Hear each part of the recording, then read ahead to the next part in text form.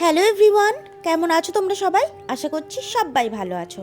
আমি সুজাতা, আর সুজাতাস ব্লগে তোমাদের সবাইকে ওয়েলকাম। তো আজকে শ্রাবণ মাসের কিন্তু তৃতীয় সোমবার, তাই বাবার মাথার জল ঢালা থেকেই শুরু করছি আজকের ভিডিওটা। তোমরা কি জানো শ্রাবণ মাসে শিব ঠাকুরের মাথায় জল ঢালার প্রধান কারণ কি? এর প্রধান কারণ হলো সমুদ্র মন্থন থেকে উঠে আসা হলাহল বিষ পান ও তার তীব্র জ্বালা শান্ত করা। এই মাসে বর্ষার জল শিবের খুবই প্রিয় হওয়ায় ভক্তরা তাকে জল ঢালেন। পুরাণ অনুযায়ী সত্যযুগে দেব ও দানবরা মিলে সমুদ্র মন্থন করেছিলেন। মন্থন করার সময় সমুদ্র থেকে প্রথমে বহু মূল্যবান রত্ন উঠে আসে, কিন্তু এরপরেই উঠে আসে এক ভীষণ ও মারাত্মক বিষ, যার নাম কি জানো? যার নাম হলো হলাহল। এই বিষের তীব্র জ্বালায় সমস্ত সৃষ্টি পুড়ে ছাই হওয়ার উপক্রম হয়েছিল। তখনই দেবতারা ভয় পেয়ে মহাদেবের শরণাপন্ন হন। জগৎকে রক্ষা করার জন্য দেবাদিদেব মহাদেব এগিয়ে আসেন এবং সমস্ত বিষ নিজে হাতে তুলে নিয়ে পান করে নেন। কিন্তু তিনি সেই বিষ কিন্তু গিলে ফেলেননি, কণ্ঠেই আটকে রাখেন। বিষের তীব্র জ্বালায় মহাদেবের কণ্ঠ নীল হয়ে যায় এবং তিনি নীলকণ্ঠ নামে তারপরেই পরিচিত হন। মহাদেবের প্রচণ্ড শারীরিক জ্বালা ও উত্তাপ কমানোর জন্য সমস্ত দেবতারা তার মাথায় শীতল জল ও বেলপাতা ঢালতে শুরু করেন। শ্রাবণ মাস হলো বর্ষার মাস। এই মাসে আকাশ থেকে অবিরাম শীতল জল নামে, যা প্রকৃতির উত্তাপ কমায়। পৌরাণিক বিশ্বাস অনুযায়ী শ্রাবণ মাসেই কিন্তু এই ঘটনাটা ঘটেছিল এবং সেই থেকেই ভক্তরা শিবের মাথায় কিন্তু জল ঢেলে তার মহাজাগতিক ও শারীরিক জ্বালা শান্ত করার প্রার্থনা করেন। পাশাপাশি জল ঢালার মাধ্যমে ভক্তরা তাদের মনের সমস্ত অহংকার, রাগ ও পাপ ধুয়ে ফেলার কামনা করেন। জানো তো, শ্রাবণ মাসে কিন্তু এখন অনেক মহিলারাই সবুজ চুড়ি পরেন। তো এই শ্রাবণ মাসে কেন সবুজ চুড়ি পরে মহিলারা, তা কি জানো তোমরা? শ্রাবণ মাসে মহিলারা সবুজ চুড়ি পরেন কারণ এই রঙটি প্রকৃতির সতেজতা, দেবাদিদেব মহাদেবের আরাধনা এবং সুখ দাম্পত্য জীবনের সৌভাগ্যের প্রতীক। শ্রাবণ মাসেই কিন্তু চারিদিকে বর্ষার সবুজ রূপ, তাই প্রকৃতিকে ঈশ্বরের রূপ মেনেই এই রঙে নিজেদের সাজানো হয়। তো দেখো, আমি কিন্তু বলে দিলাম তোমাদেরকে কেন আমরা সবুজ চুড়ি পরি আর শ্রাবণ মাসে কেন শিব ঠাকুরের মাথায় জল ঢালা হয়। আমরা কিন্তু প্রত্যেকেই প্রতি বছরই শ্রাবণ মাসে বাবার মাথায় জল ঢালি, কিন্তু আমরা অনেকেই জানি না যে বাবার মাথায় আমরা কেন জল ঢালি শ্রাবণ মাসে, তাই না? এদিকে আবার আমরা বিবাহিত মহিলারা প্রত্যেকেই শ্রাবণ মাসে কিন্তু সবুজ চুড়িও পরি, সেটাও কিন্তু তোমাদেরকে আজকে জানিয়ে দিলাম। হয়তো অনেকেই জানে, আবার অনেকে জানে না। যারা জানে না তাদের জন্য এই ভিডিওটা করলাম। তো দেখো, আমি কিন্তু বাবার মাথায় জল ঢেলে নিয়েছি। এবার কিন্তু আমি বাবাকে যেখানে বসাবো সেই পাথর বাটিতে চন্দন দিয়ে ওং লিখে ফেলেছি, দিয়ে তার উপরে কিন্তু আমি আমার বাবা মহাদেবকে বসিয়ে নিয়েছি।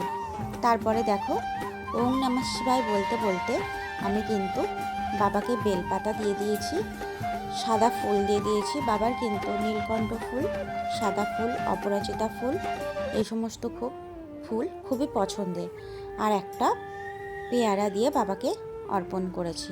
এবার আমি আমার ঘরের পুজোটা সুন্দর করে নিচ্ছি, ভালো করে আরতি করে নিচ্ছি। দেখো তোমরা, আমি পুজোটা দিচ্ছি। দেখো, আমি আমার বাবা মহাদেবকেও কিন্তু কর্পূর দিয়ে আরতি করে নিচ্ছি। এবার দেখো, আমার তো পুজো শেষ হয়ে গেছে, এবার কিছু তো খেতে হবে। তো সেই জন্য আমি সাবু ভিজিয়ে রেখেছিলাম, যে সাবু খাবো। আজকের দিনে তো চাল খেতে নেই, ভাত খেতে নেই, সেই জন্য আমি সাবু খাবো বলে সাবু ভিজিয়ে রেখেছিলাম। তো আমার কিন্তু সাবু মাখা খুব একটা উপোসের পরে ভাল লাগে না, এমনি দিনে কিন্তু খাই, কিন্তু উপোসের পরে আমি কিন্তু কোনো মিষ্টি জিনিস খেতে একদমই পছন্দ করি না। তার উপরে দুধ, কলা, মিষ্টি এই সমস্ত দিয়ে সাবু মাখলে না আমার প্রচণ্ড গ্যাস হয়ে যায়, খুবই কষ্ট হয়। সেই জন্য আমি সাবুটা কিন্তু একদম অন্যরকম করে বানাই। দেখো আমি কিন্তু তেলের মধ্যে কী কী দিয়েছি বলো তো। আমি এর মধ্যে দিয়েছি সর্ষে, 3টে শুকনো লঙ্কা আর কারি পাতা গাছ থেকে তুলে নিয়ে এসে কারি পাতা, এই 3টে জিনিস কিন্তু তেলের মধ্যে ফোড়ন দিয়েছি। এরপরে আমি কিন্তু কিছুটা আলু সিদ্ধ করে রেখেছিলাম, সেই আলুগুলোকে ডুমো ডুমো করে কেটে নিয়েছি। কেটে নিয়ে আমি একটুখানি ভেজে নিচ্ছি। তারপরে কিন্তু এই যে সাদা সাবু, দেখো আমি কিন্তু ছোটো দানার সাবু নিয়েছি। এগুলো বড় দানার সাবু নিলে খুবই ভালো হতো। ছোটো দানার সাবুর থেকে বড় দানার সাবুটা আমি করে দেখেছি, খুব ভালো হয়। তো আমি পাইনি বড় দানার সাবুটা, সেই জন্য ছোটো দানার সাবুটা দিয়েই করছি। আবার এদিকে একটা ভুল করেছি, কি বলো তো, আমি ডোডোকে স্কুল থেকে আনতে যাব বলে সাবুটা জল ঝরিয়ে রাখিনি, ওরকমই রেখে দিয়ে চলে গেছি। আমি একদম ভুলে গেছি জল ঝরাতে। তো দেখো সেই জল শুদ্ধই আমি ওরকমভাবে দিচ্ছি বলে জলটাও কিন্তু কিছুটা চলে যাচ্ছে। হয়তো আগের মতো অতটা ঝরঝরে হবে না, কিন্তু খেতে কিন্তু ভালোই হবে, একই রকমই টেস্ট হবে। এটা কিন্তু টক টক ঝাল ঝাল খুব টেস্টি লাগে খেতে। কারণ উপোসের পরে আমি একদমই মিষ্টি খেতে পারি না, জানি না কেন, আমার একদমই ভালো লাগে না। কিন্তু এইভাবে করলে কিন্তু আমি পেট ভরে ভালোভাবে কিন্তু সাবুটা খেয়ে নিই। একদমই মনে হয় না যে আমি উপোসে ছিলাম বা উপোসে আছি বা কিছু খাইনি সেইভাবে। এই সাবুটা খাওয়ার পরে কিন্তু পেটটা যথারীতি ভালোভাবেই ভরে যায়।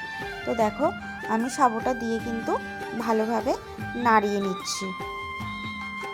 এইভাবে করে কিন্তু তোমরা যদি করতে চাও, কখনো হয়তো অনেকেরই মিষ্টি খেতে ভালো লাগে না বা অনেকের সুগার আছে, তো সেক্ষেত্রে কিন্তু এইভাবে তোমরা অনায়াসে করতে পারো। তাহলে কিন্তু দেখবে তোমাদের খেতেও ভালো লাগবে, মুখটা বেশ টকটক ঝালঝাল লাগবে, খেতে মুখে টেস্ট লাগবে, আর কোনো সুগারের পেশেন্টের কোনো প্রবলেমও হবে না। এদিকে উপকারীও হবে, কোনো গ্যাস অম্বলের কোনো কিছুই হবে না। তো দেখো আমি এখন একটু বেশি করে কাঁচা লঙ্কা দিয়ে দেবো, তাই জন্য কাঁচা লঙ্কাটাই আনতে গেছিলাম। দেখো আমি কাঁচা লঙ্কাগুলো কেটে নিচ্ছি। আমি এর মধ্যে অন্তত 5-6টা কাঁচা লঙ্কা কেটে দিয়ে দিচ্ছি, কারণ এটা একটু ঝালঝাল না হলে কিন্তু একদমই ভালো লাগবে না।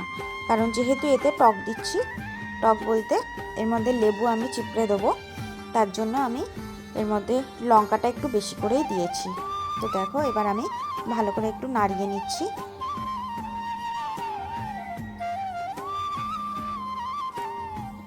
আর কে কে কেমনভাবে সাবু খাও আমাকে কিন্তু অবশ্যই কমেন্ট করে জানাবে, তাহলে কিন্তু আমার খুব ভালো লাগবে।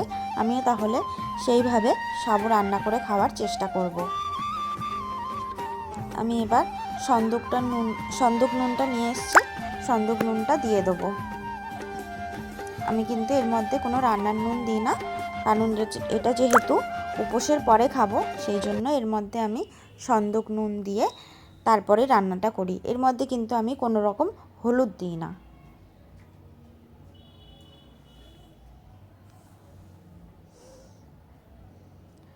দেখো সন্দুক নুনটা কিন্তু দেওয়া হয়ে গেছে। এবার কিন্তু আমি কড়াইতে ভালোভাবে নাড়িয়ে নেব। রান্নাঘরে যেহেতু প্রতিদিনের মশলাপাতি থাকে, তো সেই জন্য রান্নাঘরে আমি কোনো জিনিসই রাখি না। তো এই লঙ্কা বলো, সন্দুক নুন বলো, ওই ঠাকুর ঘরের ওদিকে আছে বলে বারবার আনতে চলে যাচ্ছি, তাই একটু দেরি হয়ে যাচ্ছে। দেখো আমি যেটা বলেছিলাম সেটাই, আমি জল ঝরাইনি বলে কিন্তু আজকের সাবুটা কিন্তু ঝরঝরে হয়নি, কেমন গা মাখা হচ্ছে। তবে আমি যখন খেয়ে দেখলাম, খেতে কিন্তু খুব খারাপ হয়নি, একই রকম টেস্টটা একই রকম হয়েছে। এই দেখো এবার কিন্তু আমি লেবুটা চিপড়ে দিলাম। এর মধ্যে কিন্তু লেবু আমি অন্তত বড় বড় 1.5খানা লেবু আমি দিয়েছি, তবেই কিন্তু টকটক হবে। আর টকটক না হলে কিন্তু এটা খেতে একদমই ভালো লাগবে না। তাই জন্য আমি এর মধ্যে লেবু 1.5খানা চিপড়ে দিয়েছি। দিয়ে এবার কিন্তু আমি সাবুটাকে ভালো করে নাড়িয়ে নেব। এটা কিন্তু খুব তাড়াতাড়ি রান্নাটা হয়, এমন কিছু টাইম লাগে না। আর আমাদের উপোসের পর কিন্তু রান্না করতে একদম ভালো লাগে না। দেখো আমার কিন্তু রেডি হয়ে গেছে। তো আজকের মতো টাটা সবাইকে, দেখা হচ্ছে নেক্সট ভিডিও।